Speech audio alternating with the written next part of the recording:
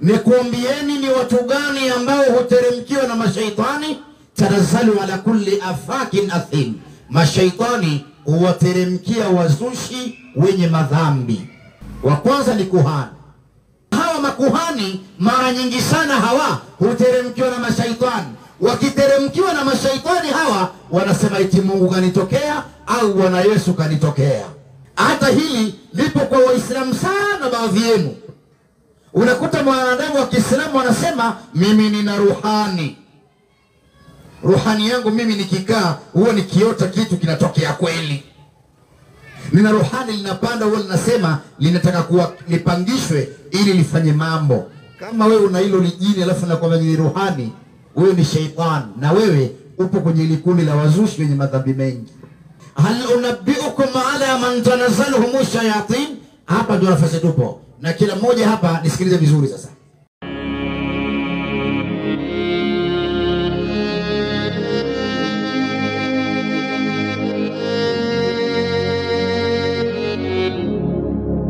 Shalba TV, furaha yako ndiyo fahari yetu. Naam, assalamu alaikum wa rahmatullahi wa barakatuh. Alhamdulillahi rabbil alamin. أيها الأحبة الأعزاء، يقول الله سبحانه وتعالى في محكم تنزيله: وأنزل الله عليك الكتاب والحكمة وعلمك ما لم تكن تعلم وكان فضل الله عليك عظيما. وبعد. Tuzabuni katika imani, awali ya yote tuseme alhamdulillah. Ni siku nyingine tena katika viwanja hivi katika kuzitafuta radhi za Allah subhanahu wa ta'ala. Pamoja na kwamba kila mmoja katika nyinyi anayo majukumu yake, ila mmeamua kuyaacha majukumu yenu kwa ajili ya mwito wa Mola wenu. Na Allah subhanahu wa ta'ala ametufundisha dua katika Qur'ani. Allah ananadi ndani ya Qur'ani akisema: Rabbana innana sami'na munadiya yunadi lil iman an aminu bi rabbikum fa amanna rabbana faghfir lana dhunubana wa kaffir anna sayiatina wa tawaffana ma'al abrar. Hii ni dua maalum sana, ni aya ya Qur'ani, lakini ni dua ambayo wanadamu wameamrishwa na Allah wamuombe kwa kusema kwamba Rabbana innana sami'na munadiya, ewe Mola wetu, hakika sisi tumeitikia mwito wako. Ni upi mwito wa Allah? Mmemwamini Allah ndiye Mola wenu, mkamkubali Muhammad kuwa ni mtume wenu, mkaiamini Qur'ani kuwa ndiyo imamu wenu, kitabu chenu, mwongozo wenu, mkaamini akhira ipo, kadhalika mkaamini Al-Kaaba ndiyo kibla chenu, mkapendana waumini wa Kiislamu kuwa ni ndugu, na mkatengeneza panapotokea migogoro. Mnaposikia mwito wa dini, Allah anapohitaji katika jambo lake, mnakuwa tayari pia kumsikiliza. Sasa yeyote anayeyafanya haya na akainua mikono yake juu kumuomba Allah, Rabbana innana sami'na munadiya, Mola wetu, hakika sisi tumeusikia mwito wako. Tumeusikia mwito wako kwamba aminu bi rabbikum fa amanna, muaminini Mola wenu tukaamini. Rabbana, ewe Mola wetu, faghfir lana dhunubana, tusamehe dhambi zetu, wa kaffir anna sayiatina, na utukhafifishie aibu ya makosa yetu, wa tawaffana ma'al abrar, na utufishe pamoja na watu wema. Kila mmoja anatamani kufutiwa madhambi yake, kila mmoja anatamani kukhafifishiwa aibu zake. Hamna asiyekuwa na aibu katika sisi binadamu, na hamna asiyekuwa na madhambi katika sisi binadamu. Hivyo kumuomba Allah subhanahu wa ta'ala kila siku ili atusamehe dhambi zetu ni jambo la wajibu, ni jambo la wajibu, jambo la lazima. Na usipomuomba Allah subhanahu wa ta'ala kwa kutarajia tu kwamba mimi atanipa basi tu atanisamehe, huku ukifanya na uyafanya, utakuwa umeghafilika.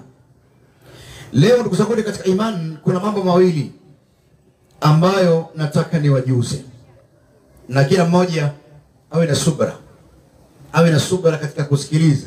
Niazime masikio ya nafsi na sio masikio ya mwili, ili maneno yangu leo yapenye kwenye kilindi cha moyo wako, yakaubadili moyo wako, ili kesho akhera sote tukashangilie katika pepo ya Allah subhanahu wa ta'ala. Tuseme insha Allah. Allah anasema ndani ya Qur'an katika surati Shuara, aya hii ni aya maarufu sana, inaelezea habari nyingi kuhusiana na viumbe katika majini, habari zao, mbinu zao, uongo wao, kazi zao. Kama tunavyojua, majini ni viumbe ambao walikuwa wanaenda mbinguni kabla ya Suleiman na baada ya Suleiman alayhi salam. Walikuwa majini wanapaa mbinguni. Katika mbingu kuna sehemu panaitwa maqaida lisami. Maqaida lisami ni sehemu ambako malaika huchukua maagizo ya Mola wao. Sehemu hiyo maqaida lisami ilikuwa wazi, kulikuwa tundu mfano wa dirisha. Majini wakawa na tabia ya kupaa mbinguni, kwa sababu kumbukeni, Shaitani alikuwa huko aliko malaika mbinguni. Kwanza alikuwa duniani jini, akaokolewa katika vita vilivyopiganwa baina ya malaika na majini. Kwa sababu ya maasi walizofanya majini, Allah akaamrisha malaika waje wawapige majini. Kuna vita vikubwa sana vilitokea ambavyo vilisababishwa majini kutolewa duniani, na sisi binadamu tukapata nafasi ya kuishi duniani. Majini wako lakini hawana makazi maalum kama tulionayo binadamu katika mgongo wa ardhi. Binadamu unaweza ukaondoka hapa ukaenda ukanunua kiwanja ukajenga. Jini hawezi kufanya hayo. Binadamu unaweza ukatoka hadharani ukadhihirika mwenyewe ukatongoza ukaoa. Jini hawezi kufanya hayo. Lakini majini wao wamehifadhiwa kwa macho yetu tusiwaone kwa sababu ya maumbile yao. Na lao wewe utamuona jini, hajawahi kutokea mwanadamu aliyewahi kumuona jini kwa maumbile halisi lakini wanabadilika katika maumbile tofauti. Sasa malaika waliwapiga majini wakawaondoa duniani. Huyu Azanzil ni kijini fulani kilichokuwa duniani baada ya kupelekwa mbinguni. Baada ya vita kupiganwa, kuna kitoto kidogo cha jini ambacho kilikuwa kinaonyesha sura ya huruma, kikaonekana hakina hatia. Malaika wakakichukua wakapaa nacho mbinguni. Allah akakipa jina kikaitwa Azanzil. Azanzil ni malaika kwa jina na cheo, lakini si malaika katika maumbile.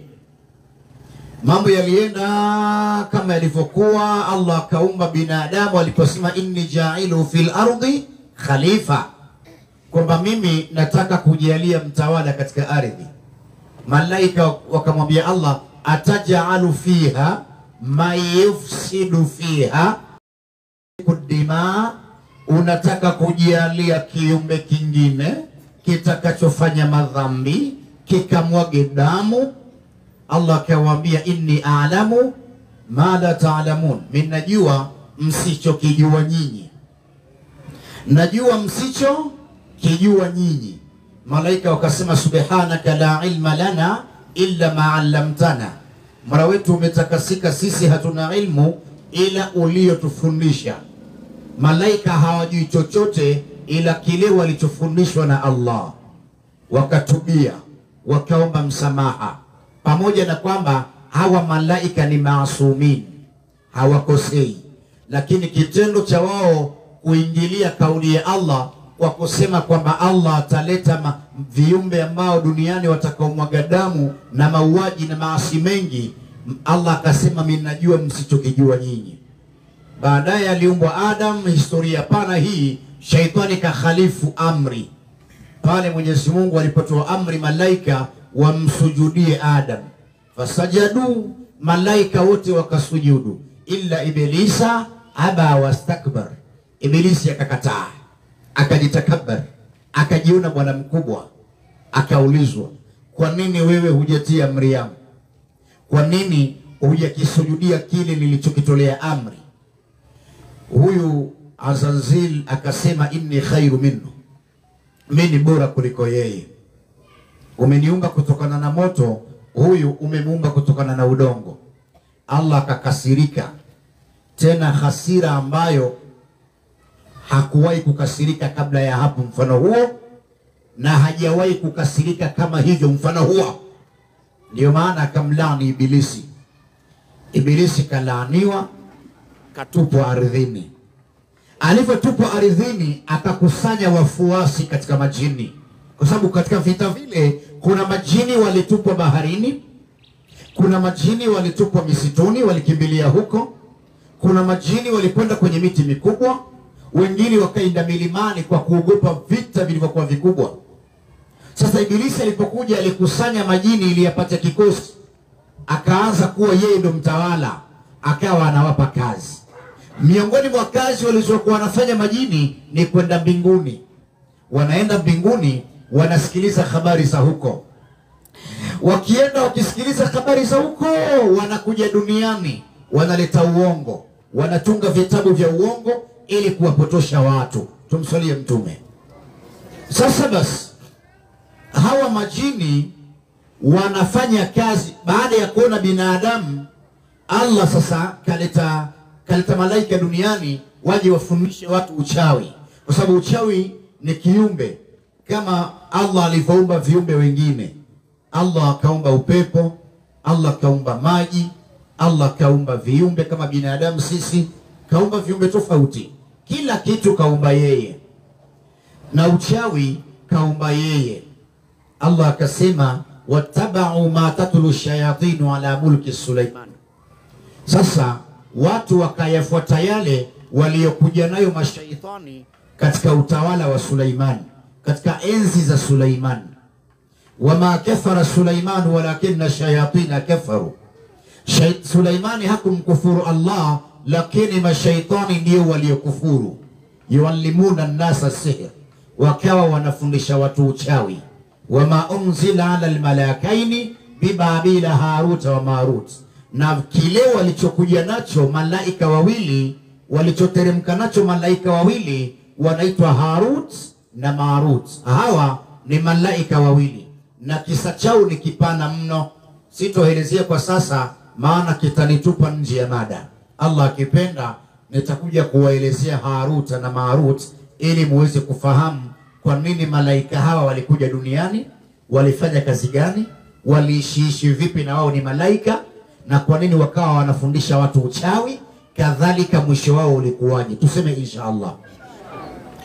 Lengo langu ni kwamba majini wakaanza kupata watu wa kushirikiana nao, na watu wakawa wanawaamini, wakawa wafuasi wao wakubwa mno, wafuasi ambao walikuwa wanawafagilia sana majini, hadi wakafika hatua ya kuamini kwamba majini wanajua ghaibu. Mnajua ghaibu? Siri, mambo yaliyofichika, ambayo Allah anasema alimul ghaibi wa shahadat la yudhhiru ala ghaibihi ahad illa man irtadha min rasul.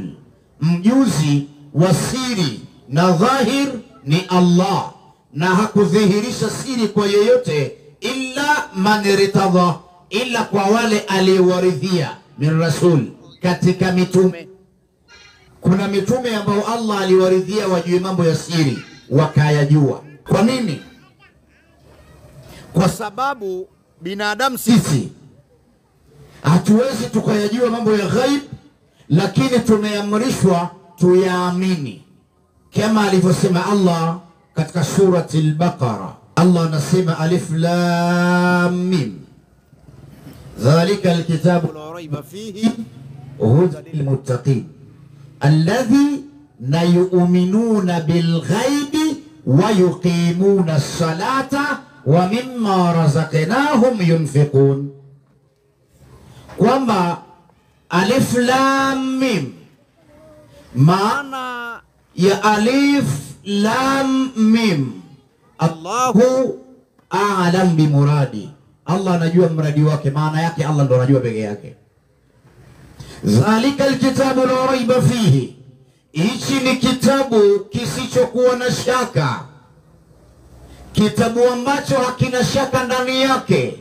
Huda lilmuttaqin, ni mwongozo kwa wamchao Mwenyezi Mungu, wacha Mungu ambao alladhina yu'minuna bilghaibi, ambao wanaamini mambo ya siri, wayuqimuna salat, na hawa wakasimamisha swala, wa mimma razaqnahum yunfiqun, na vile walivyoruzukiwa wakavitoa kwa ajili ya Mola wao. Hivyo binadamu tumefundishwa wa Kiislamu tumuamini Allah subhanahu wa ta'ala, tuamini na ghaibu. Moja miongoni mwa ghaibu ni kuamini kwamba majini wako, hata kama hatuwaoni. Majini wako. Kuna mtu ashaye kuona jini? Majini wako, tena ni viumbe na ni wengi kuliko binadamu. Sasa basi, majini hawa wakawa wanashirikiana na watu, Majini kazi yao ni kuroga watu. Ilibidi lengo yao ya kusambaratisha dunia na kuharibu, lazima wapate binadamu ambao watawasha kazi.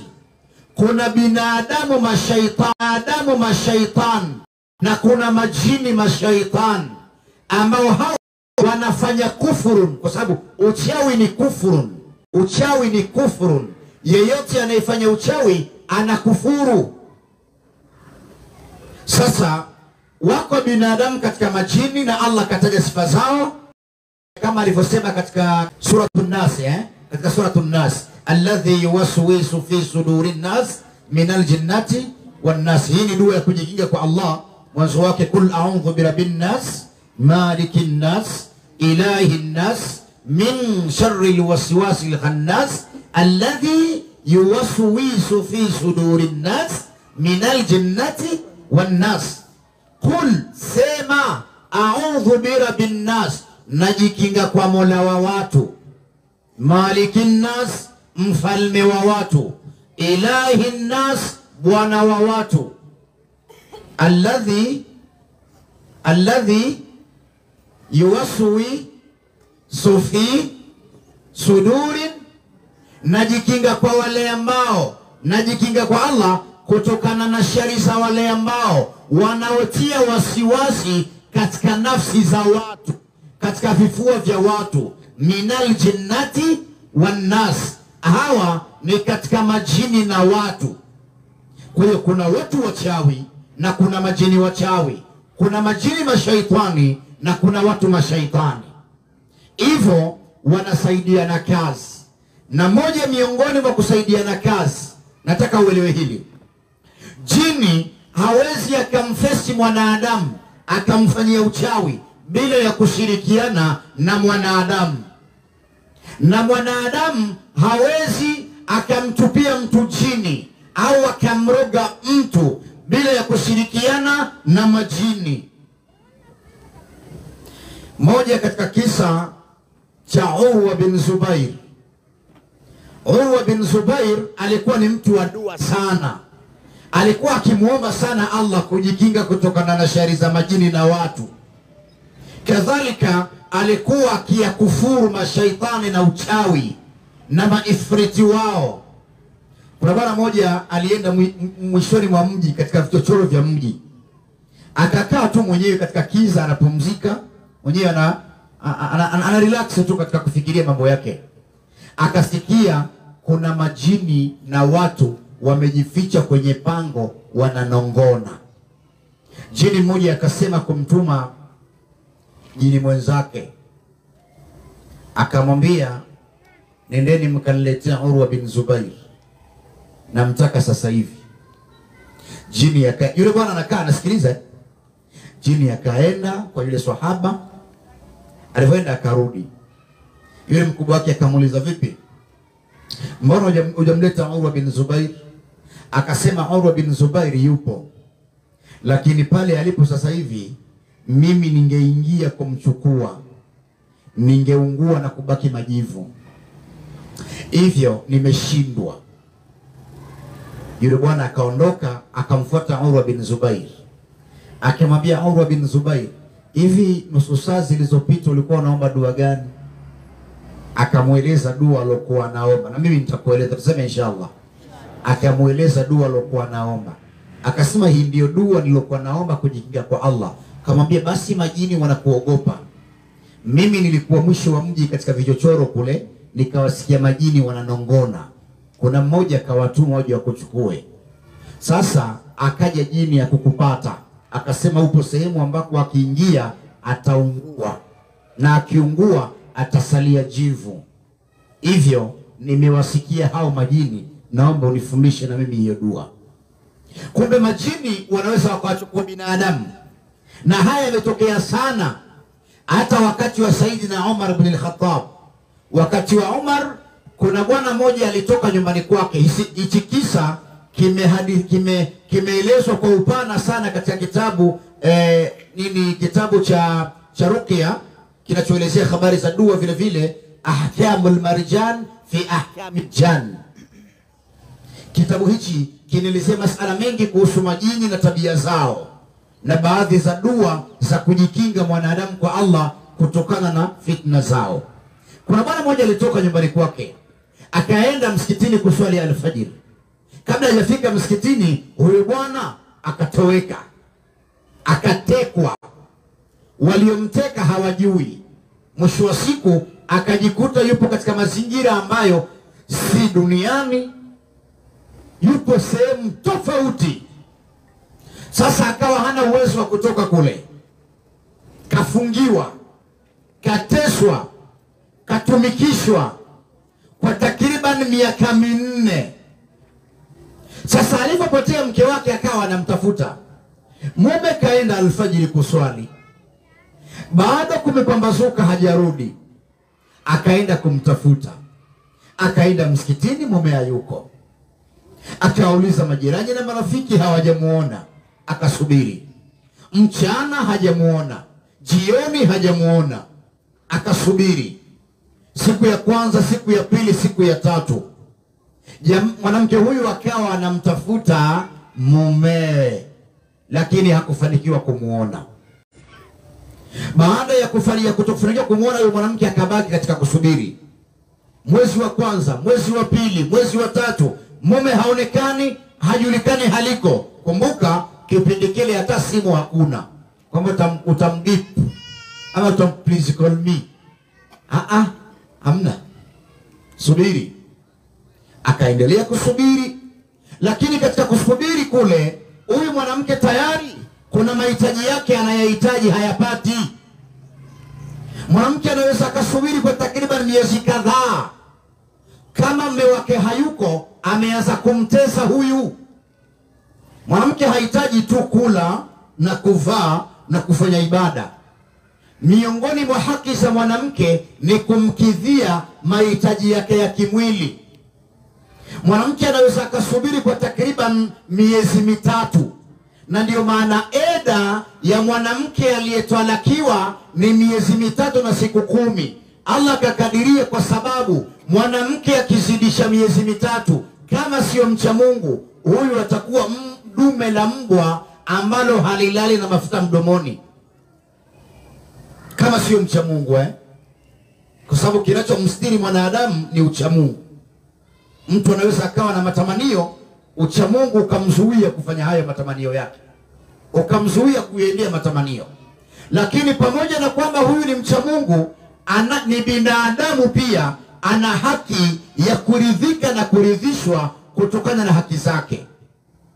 Na tulikatazwa sana katika Uislamu, mwanamume umesafiri ukatokomea tu ulikoenda, mwezi wa kwanza, mwezi wa pili, mwezi wa tatu, mwezi wa 4, mwezi wa 5, mwezi wa 6, huyo mke yupo tu anakusubiri, unamtesa huyu.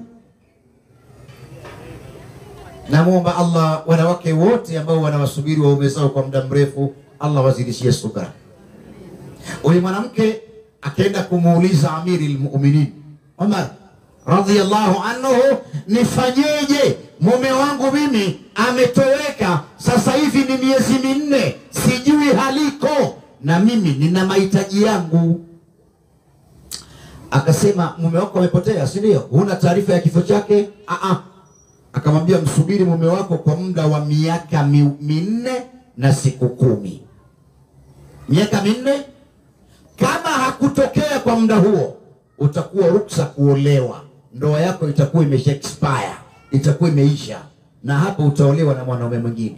Kumbe katika Uislamu kuna talaka nyingine, mwanamke ndoa yake ina expire yenyewe. Mwanamke ametokomea, hapigi simu, hatumi ujumbe, hatumi hela, mwaka wa kwanza, mwaka wa pili, mwaka wa tatu, namba aliyokuwa anatumia haipatikani. Ukitimiza miaka 4 na siku 10, huyo mwanaume haonekani, olewa. Ndoa ishajivunja yenyewe. Huyo mwanamke akasubiri. Baada ya miaka 4 na siku 10, yule bwana akatokea tena. Ilipita siku kadhaa mbele, yule bwana akatokea tena, akajikuta pale pale alipopotelea. Sasa baadaye huyu bwana akaja nyumbani kwake, akabisha hodi, kakuta kuna mwanaume mwingine bwana, ndo kafungua mlango. Imekuwaje?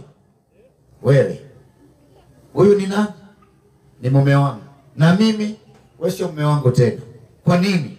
Wewe umepotea, wewe ulikuwa wapi? Ngoja nikueleze. Mimi sio mkeo. Maelezo, twende kwa kiongozi wa Waislamu, utamwambia ulikuwa wapi. Wakaenda kwa Amira al-Mu'minin. Umar akamuuliza ilikuwaje? Ambia ya Amira al-Mu'minin, mimi nilitekwa na majini. Majini waliniteka wakanifungia huko kwao, na wameniachia baada ya muda wa miaka 4 na zaidi. Nimekuja nyumbani kwangu nikamkuta mke wangu ameolewa, anamilikiwa na mwanamume mwingine, na nataka haki yangu, namtaka mke wangu. Amira al-Mu'minin akamwambia, mke wako amekusubiri kwa miaka 4 na siku 10. Hivyo eda yake imeisha, na huyu si mkeo tena. Tafuta mwingine au subiri, akiachika utamrudia. Tumswalie Mtume.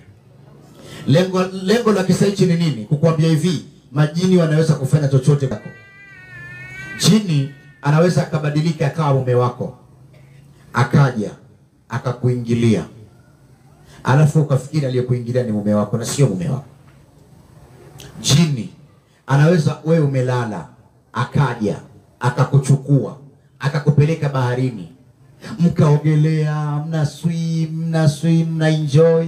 Umezindukana asubuhi, unaota ndoto ulikuwa baharini unaoga, au kwenye swimming pool unaogelea, kumbe jini kakupeleka huko kwenda kustarehe. Na ndio maana katika fiqhi, mwanamke yeyote, hata mwanamme akilala usiku akaota anafanya mapenzi, alafu baada ya kuamka asubuhi ukajiona umechafuka, umetokewa na ule uchafu wa manii, unatakiwa ukaoge janaba, jini kakuingilia kweli. Hata we mwanamume ukilala ukaota umetoa manii, ukasindukana asubuhi ukajiona umechafuka kweli, kaoge janaba, kuna jini wa kike kakujia, kaomba haki ukampa. Majini hufanya zinaa na watu, na sio kwenye zinaa peke yake. Majini wameshupa mipaka hadi wanazaa na binadamu. Unaweza ukalala ukaota we ni mjamzito, mara unaota unajifungua, umejifungua, mara ukaota unanyonyesha. Ni kweli jini amekuzalisha.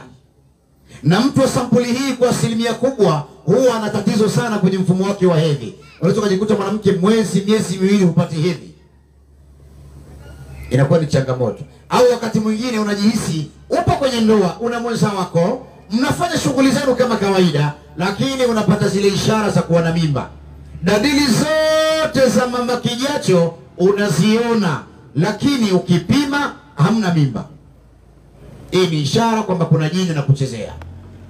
Tumuombe Allah subhanahu wa ta'ala atulinde na fitna za majini. Ndugu zangu katika imani, Allah anasema katika Qur'an, hal unabbiukum ala man tanazzaluhum shayatin.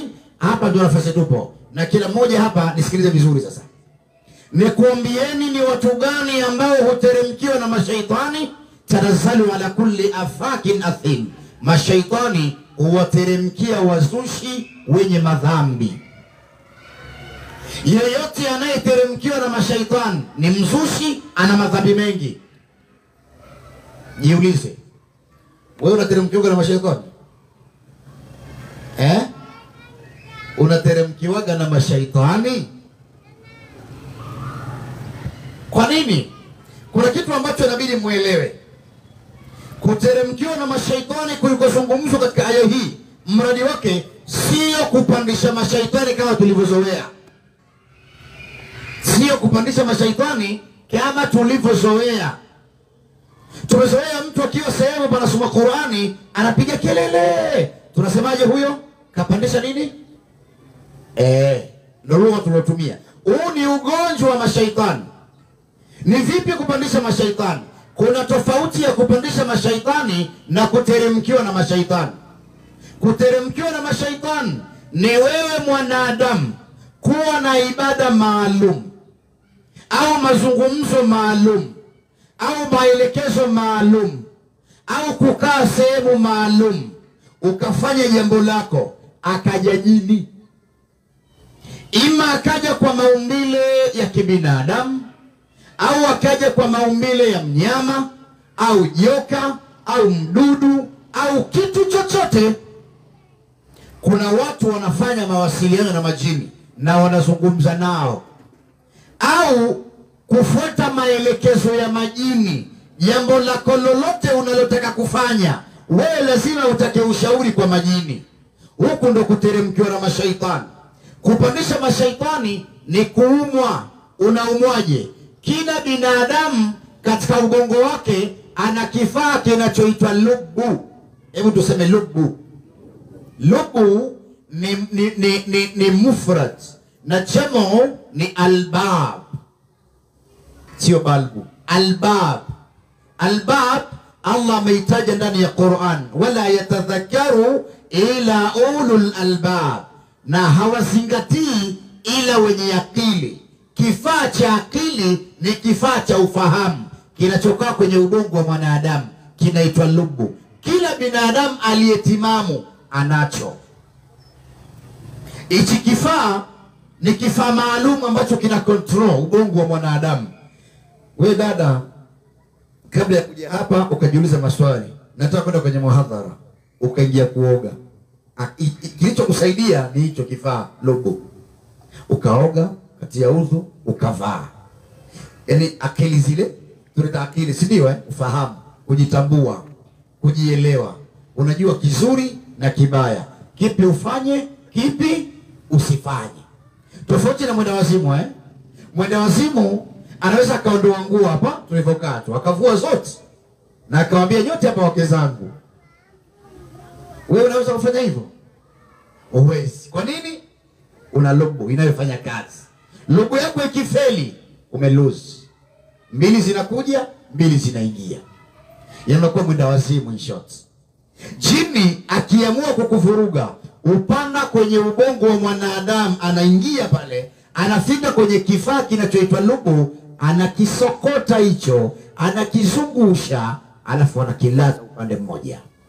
Akikilaza upande mmoja, yeye sasa ndo anakukontrol wewe. Yaani anakumanipulate, unakuwa kama remote na TV. TV haiwezi ikaonyesha isipokuwa kile ambacho remote itataka kionekane. Uongo kweli? Ndio unakuwa hivyo sasa. Utashangaa mtu akipandisha majini anapiga kelele. Anapiga kelele kubwa. Wakati mwingine mtu akipandisha mashaitani huondoa hadi nguo zake. Si yeye, bali chini anatumia ufahamu wake, ameuweka kando. Yeye sasa anakaa pale ili kumuelekeza huyu mwanadamu cha kufanya. Akimwambia piga kelele, unasikia mwanadamu anapiga kelele. Vua nguo, anavua nguo. Jikaragaze, mwanadamu anaanza kujikaragaza. Ndio jini linamuelekeza hivyo. Hebu naomba piga watu wote, ndio unaona kimtu kimalisema shetani ndio kinakuwa na nguvu sasa. Ukimshika huko na kurusha kule. Kumbe huyu kifaa chake kifanye kazi. Huyu anaumwa ugonjwa wa mashaitani ambao sisi tunasema anapandisha mashaitani. Wanaoteremkiwa na mashaitani, Ibn Kathir amewahorodhesha katika kitabu chake cha tafsir Qur'an. Ibn Kathir anasema hawa ni makuhani. Mnajua makuhani? Makuhani ni matabibu wanaotibu kwa vitabu vya kale, ima Zaburi au Taurati au Injili. Makuhani wanaotibia kwa vitabu vya Kiyahudi. Kwa asilimia kubwa wengi wao huteremkiwa na mashaitani. Ndio unashangaa mtu anakuambia, anaibuka tu anakuambia, nilikuwa mbinguni jana, Mungu kanitokea, Mungu kaniambia binadamu usipotoa sadaka nyote mtaangamia. We mama ndio anaanza kukuambia mambo ya ajabu. Yaani yeye katokewa na Mungu. Ibilisi huyo kamjia. Sasa hawa makuhani mara nyingi sana hawa huteremkiwa na mashaitani. Wakiteremkiwa na mashaitani hawa wanasema eti Mungu kanitokea au Bwana Yesu kanitokea. Wa kwanza ni kuhani.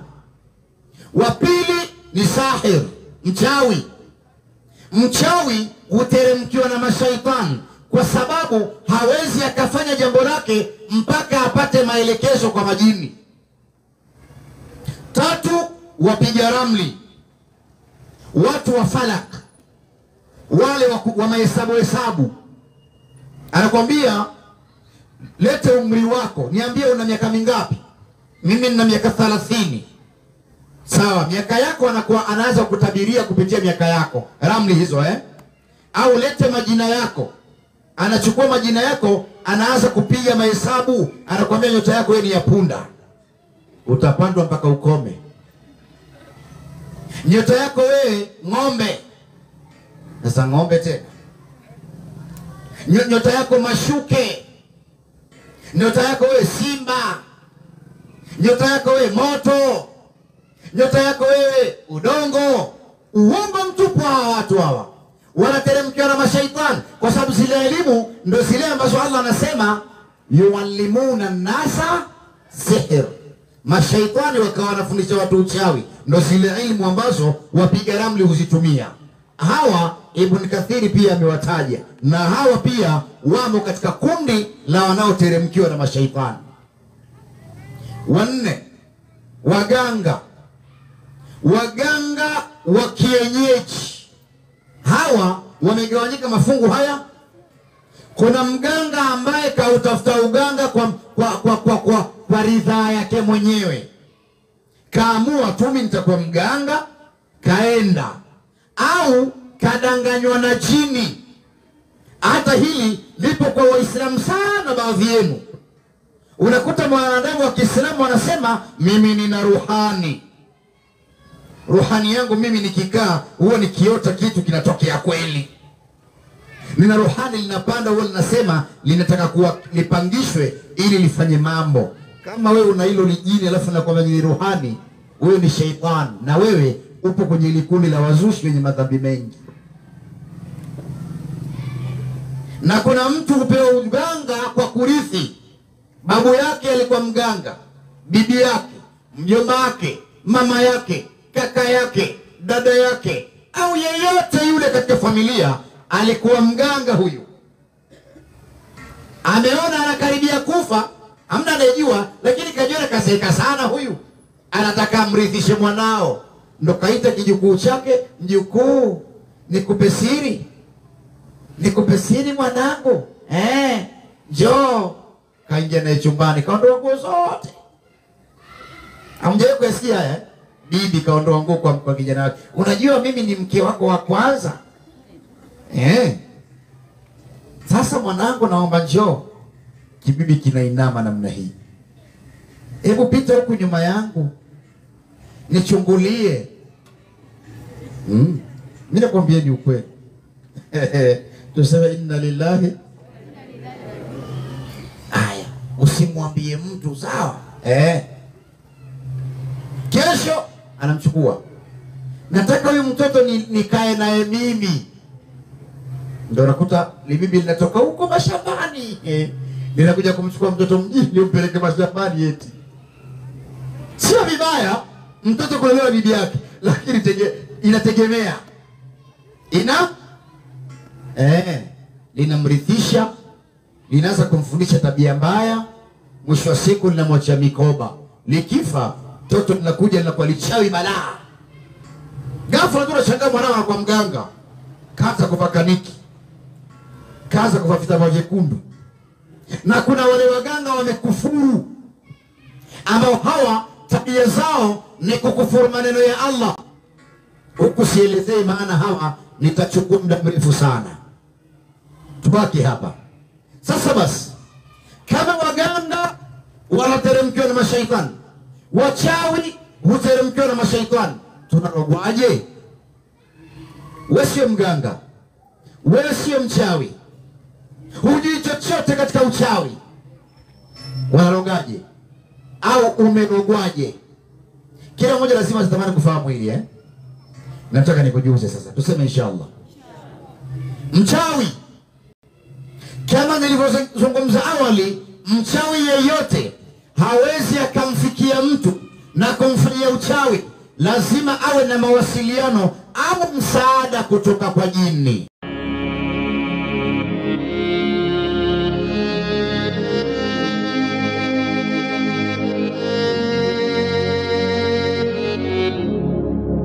Shalba TV, furaha yako ndiyo fahari yetu.